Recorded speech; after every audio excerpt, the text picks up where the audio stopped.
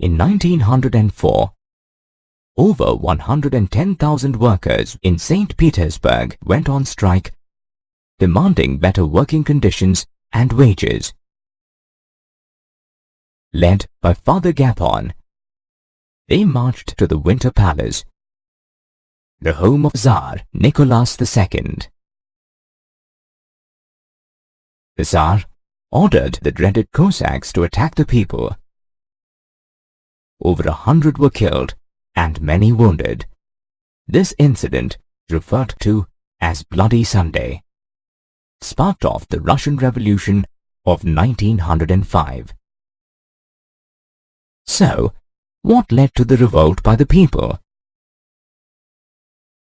Russia was in those days an autocracy ruled by Tsar Nicholas II.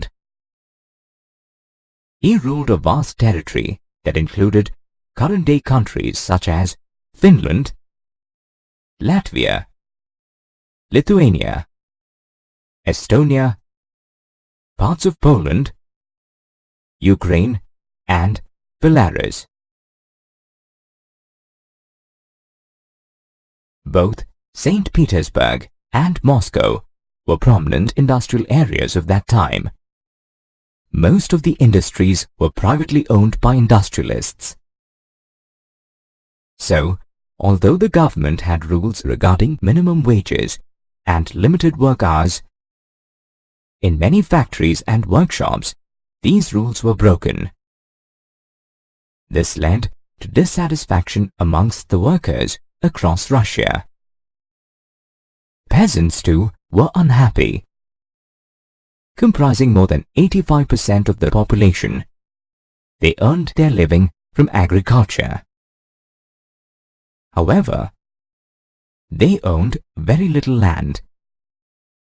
Majority of the land was owned by the nobility, the Tsar, and the Orthodox Church. And so peasants pooled their land regularly and divided it based on the needs of individual families. As you can see, both peasants and workers were unhappy across Russia.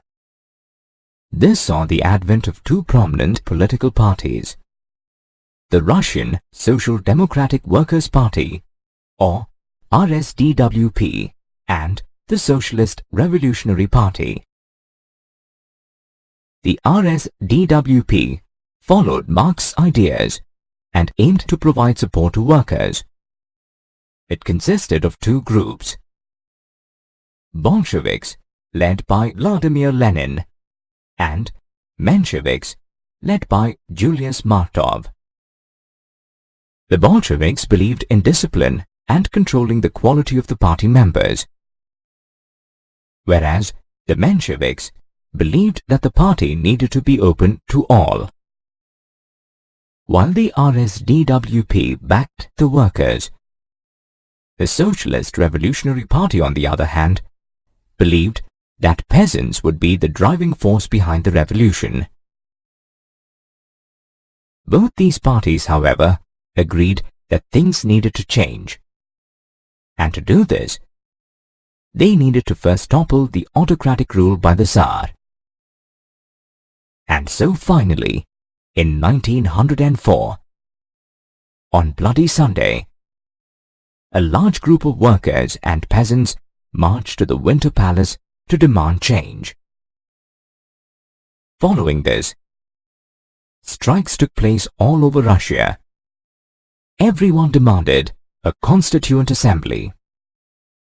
The Tsar finally relented and agreed to the creation of the parliament, or the Duma. Fearing a reduction in his powers, he dismissed the first Duma and the second one as well. Finally, in the third Duma, he succeeded in filling it up with conservatives and keeping out the liberals and the radicals. Tsar Nicholas thought that this was the end of the revolution, but larger revolutions were yet to come.